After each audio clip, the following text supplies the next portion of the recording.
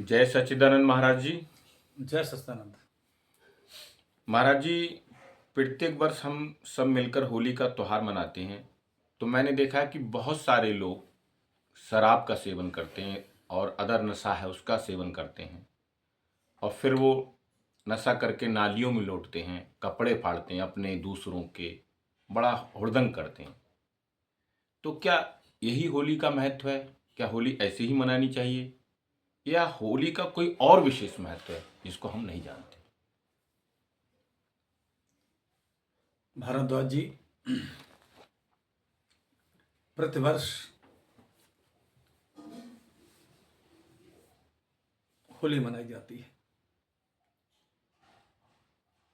हमारे बहुत सारे धार्मिक उत्सव हैं और उन उत्सवों में होली का एक विशेष महत्व है। बहुत सारे पर्व हैं हिंदुओं के, सनातनियों के, लेकिन मेरे देखे होली जैसा कोई पर्व नहीं, होली जैसा कोई उत्सव नहीं।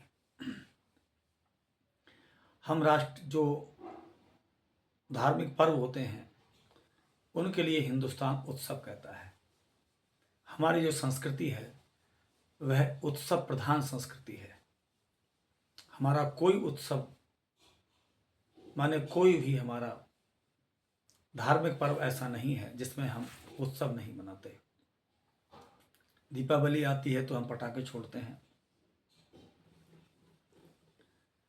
होली आती है तो हम रंगों से, गुलाल से, कहीं कहीं फूलों की होली से,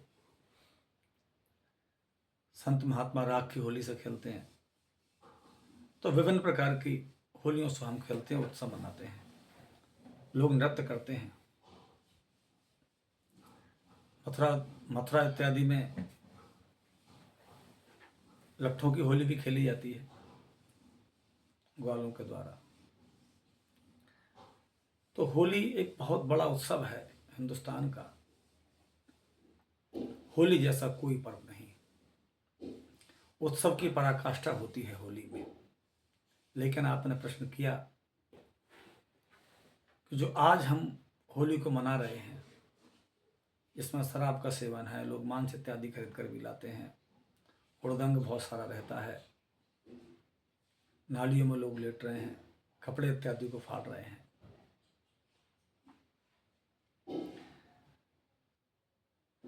ये कोई भी पर्व होता है तो उस पर्व में धीरे धीरे कमियां आती चली जाती हैं। कभी होली का पर्व मनाया गया था, शायद आपको भी मालूम हो, हिंदुस्तान को मालूम है कि ये प्रहलाद जो भक्त हुए हिरण्यकशिपु के पुत्र, उन्हीं की याद में हम ये होली का पर्व मनाते हैं। लेकिन आज जो हुड़दंग हो रहा है, ये कोई धार्मिक पर्व से इसका कोई संबंध ही नहीं है। ना उन्हें कोई धार्मिक महत्व होली का पता है। होली को तो लोगों ने बनाई इस रूप में दिया है कि होली आएगी तो शराब पिएंगे। जो लोग पूरी वर्ष शराब नहीं पीते वे लोग होली के दिन शराब पीते हैं। माने रोज पीने वाले तो होली के दिन शराब से नहाते ही हैं, लेकिन जो बिल्कुल पूरी वर्ष भी शराब नहीं पीते वो भी कहते हैं कि होली जो है वो शराब का त्योहार है। जो पकवान व्यंजन खाते हैं तो वो मांस इत्यादि भी अपने होली का त्योहार हो या कोई भी पर्व हो, उस दिन माने बिक्री बढ़ जाती है उस दिन। तो मेरे देखे ये तो केवल धर्म के नाम पर मूर्खता है, इससे कोई भी संबंध होली का नहीं है। ऐसे लोग माने सनातन धर्म को बर्बाद करने वाले, बदनाम करने वाले लोग हैं। मेरे देखे इनको कतई भी किसी भी कीमत पर सही नहीं ठहराया जा सकता, इन्हें माफ भी नहीं किया जा सकता है। तो ये बिल्कुल मूर्खतापूर्ण है, इससे कोई संबंध धर्म का नहीं है। होली हम क्यों मनाते हैं ये महत्वपूर्ण है। होली कब से हम मनाते चले आ रहे हैं। होली को हिंदुस्तान में दो रूपों में लिया जाता है। एक तो जो हमारे वेद हैं उनमें अग्नि की पूजा का बड़ा महत्व है। वेद में अग्नि का, इंद्र का, चंद्रमा का बहुत नाम आया है। विशेष रूप से अग्नि का नाम आया है ईश्वर के रूप में ही। कहीं कहीं संत लोग ये भी कहते हैं कि अग्नि प्रथम आविष्कार है धरती का, जिससे पूरी पृथ्वी पर क्रांति आ गई। तो इसीलिए भी अग्नि का बहुत बड़ा महत्व दर्शाया गया है वेद में। जो भी हो, पहले अग्नि का बड़ा महत्व था। अग्नि में हम यज्ञ भी इत्यादि जो हम करते हैं वो भी हम अग्नि में माने बहुत सारे अन्न इत्यादि को सुगंधित पदार्थों के लिए हवन करते हैं। तो ये पर्व भी माने आज भी गाँव में प्राचीन परंपरा चली आ रही लगातार कि जिस दिन हम होली मनाते हैं, आग जलती है होलिका की, तो उसमें गांव के लोग कुछ ना कुछ अन्न के पौधे उखड़ कर ले आते हैं, गेहूँ इत्यादि या जौ इत्यादि, क्योंकि वैदिक परंपरा में जौ का बहुत ज़्यादा नाम है। तो आज भी लोग जौ उखाड़ कर लाते हैं और उनके दानों को अग्नि में हवन करते हैं। तो एक तो ये परंपरा है कि माने इन दिनों में हमारे पास बहुत सारे अन्न होते थे, दालों के अन्न हो, चाहे गेहूँ इत्यादि हो, जौंटा इत्यादि हो। इस समय की जो फसल होती है, बसंत ऋतु में पकने वाली जो फसलें होती हैं अभी, तो एक उत्सव का माहौल होता है किसान के लिए। भारत एक कृषि प्रधान देश है, तो इसीलिए भी ये एक माने खुशी का माहौल होता है। घर में अन्न इत्यादि आता है तो हम उत्सव मनाते हैं कि अन्न आया है, हमारा जीवन अच्छे से चलेगा, अब भगवान की कृपा हम पर हो गई। तो एक तो इसलिए भी ये भी एक माने महत्व माना जाता है होली का। दूसरा महत्व हमारे यहाँ होली का माना जाता है भारद्वाज जी, प्राचीन कथा है एक, श्रीमद् भागवत महापुराण में ये कथा आती है कि एक महा भयानक दैत्य हुआ, हिरण्यकश्यपु, और उनके पुत्र हैं प्रहलाद। उनसे जुड़ा हुआ पूरा एक कथानक है ग्रंथ में। तब से होली मनाते हैं। थोड़ा हम प्रकाश डालें कि क्या है महत्व होली का इसी ग्रंथ के इस कथानक से, इस कहानी से, पुराण की। पहले तो मैं ये कह दूं कि आज भी हम कई जगह सुनने के लिए मिलता है कि होली गमी का त्योहार है। पता नहीं कहाँ से परंपरा चली है ये, क्योंकि कुछ परंपराएं वेद की होती हैं और कुछ परंपराएं वेद के बाद लोक की परंपराएं बन जाती हैं। मेरे देखे कोई भी ऐसी परंपरा सनातन में या सनातन के मानने वालों में गमी की या दुख को याद करने की कोई परंपरा हमारे यहाँ किसी पर्व पर नहीं है। लेकिन हम जो हैं वो दुख प्रधान हो गए हैं धीरे धीरे करके, इसीलिए हम त्योहारों पर भी दुख को जोड़ लेते हैं। मेरे देखे नहीं जोड़ना चाहिए। होली मिलन की बात तो बढ़िया है, अच्छी बात है। होली मिलन का पर्व होता है, हमारे यहाँ मान्यता है ये कि वर्ष में किसी भी कारण से कोई आपस में किसी कारण से मनमुटाव हो जाता है, तो अब वो चीज़ें नहीं रही है ना। धीरे धीरे समाज बदलता चला जा रहा है, वो मूल्य नहीं बचे अब व्यक्तियों के बीच में, पर्वों के भी वो मूल्य नहीं बचे हैं आज। लेकिन पहले यदि वर्ष में कोई छोटी मोटी कोई बात हुआ करती थी तो होली के दिन सब लोग मिल जाते थे। होली के दिन एक रिन्यूअल करते थे हम कि वर्ष में जो भी हुआ आज से हम नव जीवन प्रारंभ करते हैं, पुरानी बातें भूल जाते हैं, आज गले मिलते हैं और कल से फिर एक नया दिन होगा। आज वो बातें नहीं है, लेकिन फिर भी कुछ ना कुछ जो पुरानी मान्यता चली आ रही है उसके अनुरूप आज भी खासकर गांव में लोग, हमारे क्षेत्र में तो सभी क्षेत्रों में ऐसा नहीं होता है, लेकिन हमारे क्षेत्र में खासकर ऐसा होता है कि होली का दहन के पश्चात रंग छूटता है और रंग छूटने के बाद लगभग 2-3 बजे के आसपास से सभी गांव के लोग और क्षेत्र के लोग आपस में होली मिलने के लिए एक घर से दूसरे घर के लिए जाते हैं। तो जिनसे बोलचाल नहीं भी होती उस दिन बोलचाल वो शुरू कर देते हैं। आज भी हमारे यहाँ ऐसा है। यही महत्व होना चाहिए, नहीं तो फिर धार्मिक पर्व का अर्थ ही क्या है। और धार्मिक पर्व का अर्थ ही होना चाहिए कि वह हमें बुराइयों को नष्ट कर डाले और कुछ अच्छाइयों को हमारे अंदर प्रवेश कर दे। नहीं तो पर्व का फिर अर्थ ही क्या है, क्या अर्थ है धार्मिक पर्व का। और मैं कहता हूं धर्म का अर्थ ही क्या है फिर। यदि हम इसके लिए धार्मिक पर्व कहें तो धार्मिक पर्व पर यदि हमारा जीवन नहीं बदलता है तो उस धार्मिक पर्व का कोई अर्थ नहीं है। लेकिन हम धार्मिक पर्वों के नाम पर ये दुष्टता करते हैं, नाली में लोगों के लिए खींचते हैं, है ना, कपड़े इत्यादि फाड़ते हैं और शराब पीकर गाली गलौज करते हैं। ये तो मुझे लगता है कि मनुष्य के अंदर की दुष्टता है ना, तो उसे निकालनी ही होती है। उसे पर्व पर कोई लेना देना नहीं है ना, उसे तो दुष्टता निकालनी ही होती है अपनी।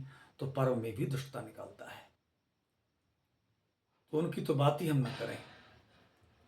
तो मैं कह रहा था कि हमारे सारे पर्व उत्सव के लिए आते हैं।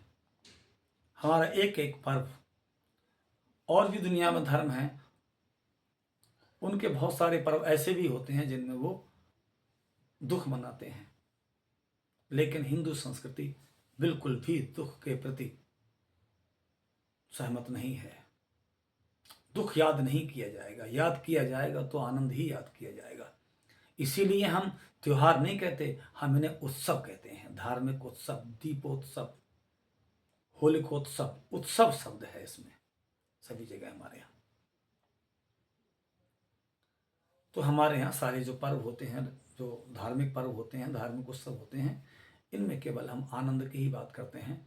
और ये आनंद का पर्व है ये। तो हम बात कर रहे थे कि प्राचीन काल में, वैदिक काल में हिरण्यकश्यपु नाम का एक दैत्य था। दैत्य, मेरे हिसाब से ये अलग अलग कुलों की बात है, सब मनुष्य ही थे। तो उसके विषय में कहानी आती है कि हिरण्यकश्यप का जो भाई था हिरण्याक्ष, उसने जल में पृथ्वी डुबो दी थी, ऐसी मान्यता है। उसके हम ज़्यादा गहराई में नहीं जाना चाहते अभी। तो भगवान विष्णु का जो अवतार हुआ, बराह अवतार, उन्होंने हिरण्याक्ष के लिए मार दिया था। तो अपने भाई का बदला लेने के लिए हिरण्यकश्यपु ने बहुत भयंकर तपस्या की, बहुत साधना की। कभी कभी हम देखते हैं समाज में कोई व्यक्ति बहुत अधिक साधना तपस्या करता है तो हम कहते हैं जी भाई बहुत मेहनती है। हम केवल मेहनत के आधार पर ही किसी को कहते हैं श्रेष्ठ मानने लगते हैं। लेकिन हमें इस कहानी से सीखना चाहिए कि केवल मेहनत के आधार पर कोई व्यक्ति महान नहीं होता। हिरण्यकश्यपु ने इतनी ज्यादा साधना की थी कि क्या कह सकते हैं। तो साधना उसने बहुत की, और साधना के पश्चात कहते हैं ब्रह्मा जी जो थे प्रकट हुए और ब्रह्मा जी से उसने वरदान मांगे। तो मैं कह रहा था अभी कि साधना तो दुष्ट भी करता है, लेकिन उसका अर्थ क्या है साधना करने का। मेहनत बहुत बड़ी चीज नहीं है, लेकिन मेहनत किस लिए करनी है। कोई व्यक्ति मेहनती है इसलिए वह केवल तारीफ के योग नहीं है, क्योंकि अमूमन हम देखते हैं मेहनत करता क्यों है। 100 में से 99 लोग, उसकी मेहनत से हमें क्या लेना देना है। सबकी मेहनत के केंद्र में केवल वही तो होता है। जितनी मेहनत करता है वह मेहनत केवल उसी के लिए तो होती है। तो केवल मेहनत के द्वारा कोई श्रेष्ठ है, इससे कोई ताल्लुक इस बात का नहीं है। आपने मेहनत की है और मेहनत करके जो आपने अर्जन किया है उसका आप करेंगे क्या। वह केवल आपके लिए है या संसार के लिए, समाज के लिए है, सेवा के लिए है। तो हिरण्यकश्यपु जैसे लोग या इस प्रकार के लोग यदि मेहनत भी करते हैं तो इनकी मेहनत भी संसार में माने कुछ ना कुछ बुरा ही लाती है। तो बहुत ज़्यादा मेहनत करने के बाद, तपस्या करने के बाद में कहते हैं ब्रह्मा जी प्रकट हुए और ब्रह्मा जी से उसने वरदान मांगे। पहले तो उसने ब्रह्मा जी से कहा कि मैं अमर हो जाऊं। असल में मनुष्य जो है, मनुष्य का जो उद्देश्य है, संत ऐसा ही कहते हैं, ओशो ने भी कहा है कि मनुष्य की जो प्राथमिक उद्देश्य है वो यही होता है, कैसे मैं अपने जीवन के लिए बढ़ा लूं, कितना और लंबा कर लूं। तो हिरण्यकश्यपु ने भी केवल यही मांगा कि मैं कभी मरूं नहीं, मेरी मृत्यु कभी ना हो।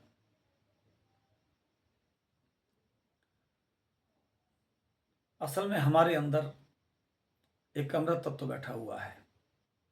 किसी से भी तुम कोई पूछो, यदि किसी को भी ऐसा नहीं लगता कि मैं मर जाऊंगा, ये लगता है कि मैं कैसे मर सकता हूं। यद्यपि लोगों के लिए मरता देखता है तो ऐसा कैसे कह सकता है कि मैं मरूंगा नहीं। उससे लगता है सभी मरे चले जा रहे तो मरना भी मुझे है। लेकिन मेरे अंदर जो परम तत्व है, जो सत्य बैठा है, चूंकि वह अमृत ही है, तो इसीलिए मुझे लगता नहीं अंदर से कि मैं मर जाऊंगा। लेकिन बाहर देख के मुझे ऐसा लगता है कि मेरी मृत्यु होगी। तो मैं यदा कदा किसी भी तरीके से सोचता हूं किसी प्रकार से मेरी मृत्यु न हो।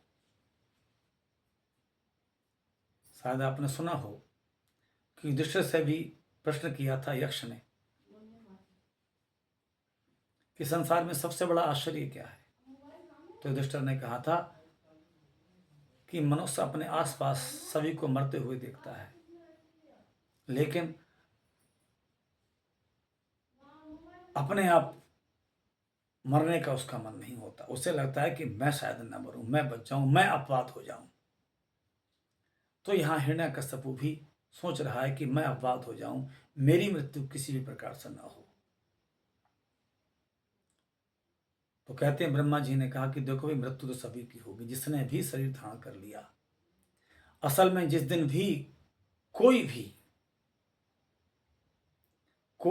शरीर जन्म गया, जो दिखे सो सकल विनाशी, जो भी संसार में इंद्रियों के अनुभव में आएगा, जो भी रूप में आएगा, या मैं ये कह दूं जो भी जन्मेगा, जिस दिन जन्मा उसी दिन उसकी मृत्यु स्टार्ट हो गई।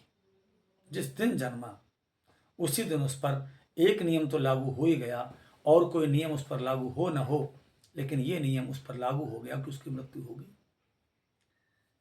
लेकिन फिर भी व्यक्ति प्रयास तो करता ही है। तो उसने कहा कि मेरी मृत्यु कभी ना हो। तो ब्रह्मा जी ने कहा कि ये तो नहीं हो सकता, ये तो प्रकृति के नियमों के खिलाफ बात है, लेकिन तू ये मांग ले कि मैं कैसे मरूं। तो हिरण्यकश्यप ने कहा चलो ठीक है। ब्रह्मा जी ने कहा उपाय बता सकते हो तुम कि ऐसे ना मरूं, ऐसे ना मरूं। तो उसने कहते हैं सारे ही उपाय मांग लिए। उसने कहा कि ना दिन में मरूं, ना रात में मरूं, ना आसमान में मरूं, ना जमीन में मरूं, न जल में मरूं, न थल में मरूं, न मुझे मनुष्य मार सके, न मुझे देवता मार सके, न पशु मार सके, न पक्षी मार सके। उसने सब तरफ से घेराबंदी कर ली कि मेरी मृत्यु न हो। ब्रह्मा जी ने कह दिया तथास्तु। उसे लगने लगा कि अब मेरी मृत्यु नहीं होगी। वह अपने नगर में आ गया, राज्य में आ गया, और राज्य में उसने घोषणा कर दी कि अब जो कुछ है मैं ही हूं, मैं ही हूं ब्रह्म, मैं हूं सत्य। क्योंकि सत्य का अर्थ ही क्या होता है? सत्य का अर्थ होता है जिसका कभी विनाश नहीं होता। तो उसने कहा मेरा कभी विनाश नहीं होगा। लेकिन ये कपोल कल्पनाएं बहुत दिन से चली आ रही हैं। बहुत सारे गुरुओं के चेले भी अपने गुरुओं को मानते जे कभी नहीं मरेगा। उन्हें लगता है, वो प्रचार भी करते हैं कि हमारे गुरु तो मर ही नहीं सकते, ये तो ईश्वर है, भगवान है। लेकिन नियम काम करता है, जिसका शरीर जन्म गया उसको मरना है। तो उसने घोषणा कर दी कि मैं ही ईश्वर हूँ, मैं ही परमात्मा हूँ और कोई दुनिया में परमात्मा नहीं है, मेरे अलावा और कोई सत्य नहीं है। राजा था, प्रजा भी पीछे पीछे कहने लगी, यदि प्रजा जानती थी कि कोई ईश्वर नहीं हो सकता है, ये कह देना कि मैं ही सब कुछ हूं, या उसने कहा कोई ईश्वर नहीं है, यह घोषणा है नास्तिकता की। हिरण्यकश्यप एक नास्तिकता की बात कर रहा है कि मेरे अलावा और कुछ सच नहीं है, कोई भगवान नहीं होता है। लेकिन इतिहास गवाह है कि जनता में तो किसी ने आवाज नहीं उठाई, लेकिन उनका ही बच्चा, उसके विषय में भी कहानी है एक कि कहाँ उसका जन्म हुआ, कैसे पला बड़ा, लेकिन वो कहानी लंबी हो जाएगी, वह विषय भी नहीं है अभी। कुल मिलाकर प्रहलाद ने ही विद्रोह कर दिया। प्रहलाद ने ही कह दिया कि तुम ईश्वर नहीं हो सकते हो। उसने ही नास्तिकता पर चोट कर दी कि नहीं, तुम सब कुछ नहीं हो सकते। सत्य है जो सब जगह रहता है, तुम्हें कैसे मान लिया जाए? सत्य की केवल एक ही बात थोड़ी है कि वो मरता नहीं है। और उसने कहा कि तुम अपने अंदर कल्पनाएं कर सकते हो कि तुम नहीं मरोगे, लेकिन सत्य है कि तुम्हें मरना ही पड़ेगा। सब मरेंगे, शरीर के आधार पर तो सभी मरेंगे। तो उसने अपने पिता के लिए भगवान कहने से इनकार कर दिया कि तुम मेरे पिता हो, पूजनीय हो,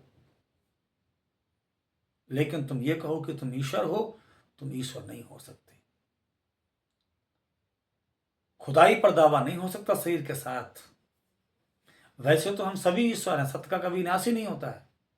नास्ते वेदते भावो ना भावो वेदते सता। लेकिन वह सत्य एक जगह से ये कहे कि मैं अमृत हूं, ये बात नहीं मानी जा सकती। तो उसने कहा कि वैसे तो भगवान विष्णु ही सब घट घट में विराजमान है, तुम में भी है, मुझ में ही है। वैसे तो सभी ईश्वर हैं, लेकिन तुम ये घोषणा करो कि मैं ईश्वर हूं और बाकी सब कीट पतंगे कीड़े मकोड़े हैं, ये बात आपकी नहीं मानी जा सकती। यदि हिरण्यकश्यप ये कहता कि मैं परमात्मा हूं, लेकिन परमात्मा ही है सब और कोई नहीं है, तो प्रहलाद खड़ा ना होता। भेद है। वो कहता है मेरे अलावा कोई ईश्वर नहीं, मैं ईश्वर हूं और तुम जीव हो। तो प्रहलाद विरोध में खड़ा हो गया। यहां हमें एक शिक्षा और लेनी चाहिए इस होल का उत्सव पर। किसी भी प्रकार से भी असत्य का पाठ नहीं लिया जा सकता, असत्य के साथ खड़ा नहीं हुआ जा सकता। और यदि सत्य के सामने हमारा पिता भी आ जाए तो हमें उसका भी विरोध करना चाहिए, क्योंकि दुनिया में सत्य से बड़ा कुछ नहीं हो सकता। ओशो के तो अपने आप में अंतिम वचन ये थे। मरने से पहले उनकी एक वीडियो पड़ी हुई है 2 मिनट की यूट्यूब पर। उन्होंने कहा था कि दुनिया की हर चीज का सौदा हो सकता है, लेकिन सत्य से किसी चीज का सौदा नहीं हो सकता। सत्य से बड़ी दुनिया में कोई चीज ही नहीं हो सकती। सत्य से कोई समझौता नहीं हो सकता।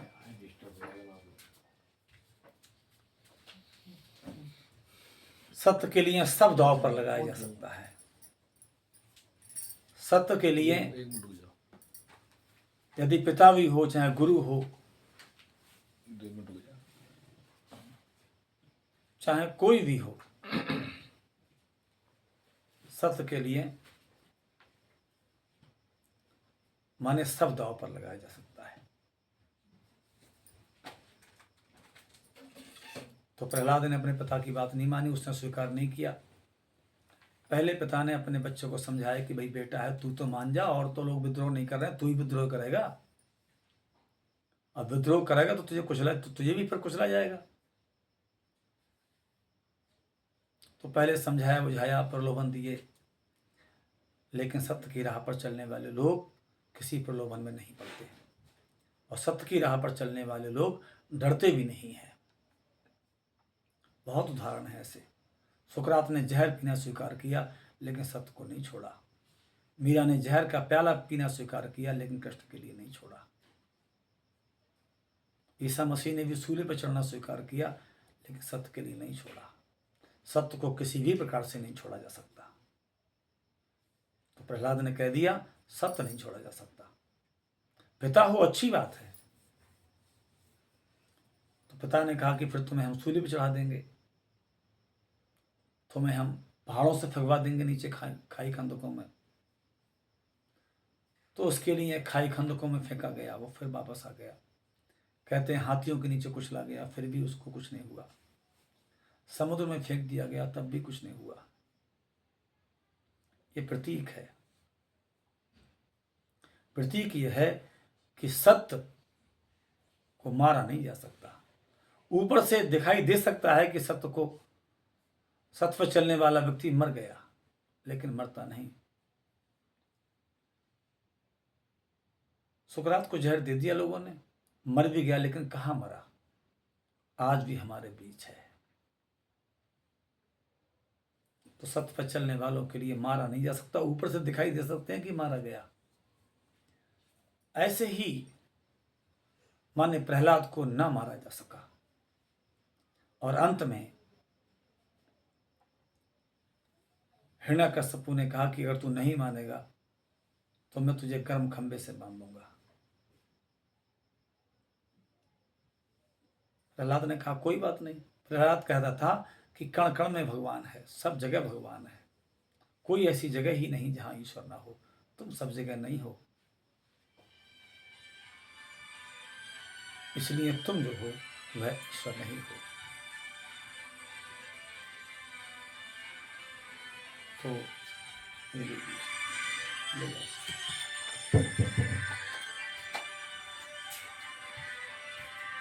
तो प्रहलाद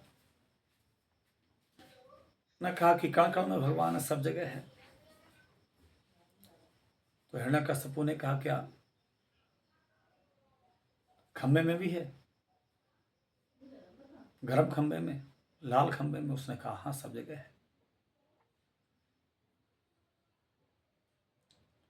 तो हिरण्यकश्यपु ने कहा कि बांध दो इसको इस गर्म खंबे से। तो उसने कहा, उसने पकड़ लिया, लेकिन जैसे ही पकड़ने के लिए गर्म खंबा पे वो गया, कहते हैं उससे भगवान ही प्रकट हो गए उस समय, नरसिंह भगवान। और प्रकट हुए, और प्रकट होने के बाद हिरण्यकश्यपु को उठा लिया उन्होंने, और जितने भी उसने वरदान लिए थे ब्रह्मा जी से, उन सारे वरदानों को पूरा करते हुए भी हिरण्यकश्यप ने फाड़ डाला हिरण्यकश्यपु को। कहते हैं ना उस समय दिन था ना रात थी, शाम का समय था। उसने मांगा था कि अंदर ना मरूं, बाहर ना मरूं, तो कहते हैं दरवाजे की चौखट पर फाड़ दिया उसे। उसने कहा कि जल या थल, तो चौखट थी, वो जल थल था ही नहीं कुछ भी। तो सारी शर्तें पूरी कर देंगे। उसने कहा कि मनुष्य के हाथ से ना मारा जाऊं या ना जानवर के हाथ से मारा जाऊं। तो उनके रूप का वर्णन किया गया है कि वे ना जानवर थे ना वो आदमी थे। ऊपर का धड़ उनका सिंह का था, नीचे का शरीर उनका आदमी का था। यहां प्रतीक इस बात का है कि मृत्यु से किसी भी प्रकार से बचा नहीं जा सकता, है ना। तुम कितने भी भेष बदलो, लेकिन मृत्यु अपना भेष बदल कर तुम्हारे सामने आ ही जाएगी। असत्य कितना भी बलशाली हो, लेकिन परास्त होगा ही, सत्य जीतेगा ही। कितना भी ताकतवर हो असत्य, कितना भी फौज फाटा हो असत्य के पास, कितना भी शक्तिशाली हो, और सत्य चाहे छोटा अंकुर ही क्यों ना हो,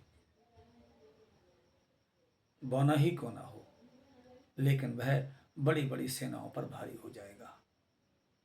तो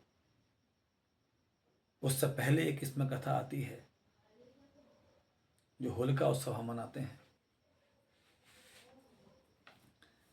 कि जो हिरण्यकश्यपु की बहन थी होलिका, क्योंकि बहन थी तो वो भी वैसी थी। तो पूरे जितना भी उस समय का राज था, सब राज्य के लोगों से कहा गया कि सब ईंधन इकट्ठा करिए। ईंधन इकट्ठा हुआ राजा के डर के कारण। फिर उसमें होलिका आई, प्रहलाद की बुआ, और कहते हैं गोद में लेकर बैठ गई। असल में दुष्ट बहुत उपाय करते हैं अपने। होलिका के विषय में भी कहा जाता है कि उसके पास कोई सॉल थी ऐसी फायर प्रूफ, या शक्ति उसके पास कुछ ऐसी थी, कोई वरदान उससे प्राप्त था कि वो नहीं जलेगी, और वह अपने गोद में लेकर के प्रहलाद के लिए बैठ गई। लेकिन कहते हैं कि जैसे ही होलिका में आग लगाई, यद्यपि बहुत प्रार्थना की होलिका की, इसीलिए हम होली की पूजा भी करते हैं कि पहले बहुत से लोगों ने होली से प्रार्थना की थी कि मान जाओ इस बच्चे के लिए, तुम क्यों जलाना चाहती हो, क्यों मारना चाहती हो। लेकिन होलिका नहीं मानी, और होलिका जो थी प्रहलाद को गोद में लेकर बैठ गई। उस ईंधन पर आग लगा दी गई, और कहते हैं जो दुशाला ओढ़ी थी वो दुशाला उड़ गया और वह प्रहलाद पर लिपट गया। प्रहलाद बच गए, सत्य की जीत हो गई, और होलिका जो प्रहलाद की बुआ थी वो जलकर खाक हो गई उसमें। तभी से यह पर्व हमारा होलिका पर्व चला आ रहा है, होलिका उत्सव चला आ रहा है। अब दो तरह के लोग समाज में हैं। मेरे देखे जब प्रहलाद बच गए तो जो मानने वाले थे हिरण्यकश्यपु के, उन्हें तो अच्छी लगी नहीं ये बात, उन्हें तो बुरी लगी बात, नहीं बचना चाहिए था। तो उन्होंने फिर गम में शराब पी, दारू पी, मारपीट की, तोड़ फीड़ की, लड़ाई झगड़े किए, गाय में, टेंशन में, गुस्से में। तो ये जितने भी शराब और दारू पीने वाले लोग हैं, कपड़े इत्यादि फाड़ने वाले लोग हैं, मुझे तो ऐसा ही लगता है कि ये सब माने हिरण्यकश्यपु को ही मानने वाले लोग हैं। उनका ही कहीं ना कहीं वंश रूप में, क्योंकि परंपराएं चलती हैं। अब यद्यपि कौन मानेगा, अब यही कहते हैं कि हम सब प्रहलाद को मानने वाले लोग हैं, लेकिन यदि प्रहलाद के मानने वाले लोग तुम होते तो तुम राक्षसों जैसे कर्म कैसे कर सकते हो। तो मुझे तो ऐसा ही लगता है कि जो प्रहलाद के मानने वाले लोग थे, उन्होंने रंग गुलाल उड़ाया, उन्होंने घर में मिष्ठान बनवाए, पकवान बनवाए, वे आपस में गले मिले, है ना, उन्होंने आपस में बधाइयां दी एक दूसरे के लिए कि चलो प्रहलाद बच गया, अभी प्रहलाद बच गया, बधाइयां दी सबके लिए कि सत्य की जीत हो गई, सत्य की जीत हो गई। लेकिन दुष्टों को ये बात अच्छी नहीं लगी, तो उन्होंने फिर आतंक मचाया, तोड़ फोड़ करी। तो ये हिरण्यकश्यपु को ही मानने वाले लोग हैं। जो आपने पूछा था कि ये करते हैं, क्या करते हैं, ये भी परंपरा है बिल्कुल निश्चित रूप से। जो असली बात पूछ रहे हो, तो जो होलिका है उसके पूजक तो यही लोग हैं, यही मानने वाले हैं होलिका को। होलिका के साथ खड़े होने वाले तो यही लोग हैं। इन्हीं को बुरा लगा था बहुत जब होलिका जल कर गई थी। तो हम तो प्रहलाद के मानने वाले लोग हैं, जो उस दिन मिठाइयाँ बांटते हैं अपने घरों के आसपास में। और आज होली के उत्सव पर मेरी तरफ से जो भी क्षेत्रवासी, देशवासी हैं, उनके लिए एक संदेश। अपने स्कूल में भी हम अपने बच्चों से कहते हैं, कोई भी पर्व यदि हमारे यहाँ होता है, धार्मिक पर्व, तो वह पर्व धार्मिक सौहार्द और प्रेम का पर्व होता है। आप वर्ष भर जैसा जीते हैं ठीक है, लेकिन पर्वों पर कम से कम जो भी आप अपने घर के लिए मिठाई लाए हैं, तो अपने पड़ोसी, कम से कम एक पड़ोसी के लिए, ज़्यादा ना सही, जो भी आप दे सकते हैं, 2 पीस 4 पीस मिठाई के, जो भी आप खाते पीते हैं, तो थोड़ी सी मिठाई, मिष्ठान अपने पड़ोसी के यहाँ तक थोड़ा सा प्रसाद जरूर देते हैं। क्योंकि भाई हमारा जीवन तो पड़ोसी के साथ ही बीतता है। हमारे लिए तो आधा संसार हमारा पड़ोसी होता है। तो त्योहार पर, कोई भी पर्व हो, चाहे होली का हो, दीपावली का हो, कोई और पर्व हो, तो उसमें हम अपने पड़ोसी के लिए मिठाई दें, प्रेम से गले मिलें। और होली के पर्व को और एक तरह से लें हम, होली का जो पर्व है वह भेदभाव मिटाने का पर्व है, सभी से गले मिलने का पर्व है। यहाँ किसी प्रकार की कोई जाति का भेदभाव नहीं रहता है। तो ये एक समरसता का त्यौहार है। हम इस त्यौहार से और समरसता के लिए बढ़ाएं, और मानव से मानव को नज़दीक लाएं, अपनी बुराइयों को छोड़ने का संकल्प लें, और हम भी किसी न किसी सत्य के रास्ते के लिए चुने होली के उत्सव पर। तभी हमारा होली का उत्सव मनाना सार्थक है। केवल रंग छोड़ना, है ना, केवल मिठाइयाँ खाना हमारा उद्देश्य नहीं होता। ये तो होता ही है उत्सव मनाना, ये तो जरूरी है, आवश्यक है। लेकिन इसके साथ साथ हम कोई ना कोई अपनी बुराई के लिए, जिस दिन होलिका का दहन हो तो कोई ना कोई अपनी बुराई होलिका के लिए, माने हम होलिका की आग में अपनी किसी बुराई को हम डाल दें और जलाकर खत्म कर दें। यदि हम एक होली के पर्व पर एक बुराई छोड़ते हैं तो धीरे धीरे हम सारी बुराइयों को अपना छोड़ते चले जाएंगे। तो आज के पर्व पर मिंटू भारद्वाज जी, यही समझना था हमें कि होली का पर्व जो है वह असत पर सत्य की जीत का है ना। अहंकार पर विजय है भक्ति की, नास्तिकता पर विजय है आस्तिकता की। आस्तिकता जो है वो कोई नपुंसक चीज नहीं है। आस्तिकता का मतलब होता है कि बड़े से बड़ी चीज सामने आ जाए, वो कोई आस्तिकता थोड़ी है कि 4 दिन लड्डू गोपाल के लिए भोग लगाया और काम नहीं बना, काम बिगड़ गया, बोले लड्डू गोपाल तो बेकार है, भगवान से क्या फायदा है। ये कोई आस्तिकता नहीं होती। फिर गंगा जी में जाकर लुढ़काया उन्हें, ये कोई आस्तिकता नहीं होती, है ना। आस्तिकता तो नास्तिकता से बहुत बड़ी चीज है। एक फूल भी एक विशाल पत्थर से, भले ही फूल कोमल होता है और पत्थर बहुत कठोर होता है, लेकिन फूल की तुलना पत्थर से नहीं हो सकती। छोटा सा फूल भी एक पत्थर पर भारी है। बहुत विराट नास्तिकता है उसके सामने, माने क्षुद्र आस्तिकता भी बहुत भारी है। आस्तिकता का मतलब होता है कि मैं सत्य के रास्ते को नहीं छोड़ूंगा किसी भी कीमत पर।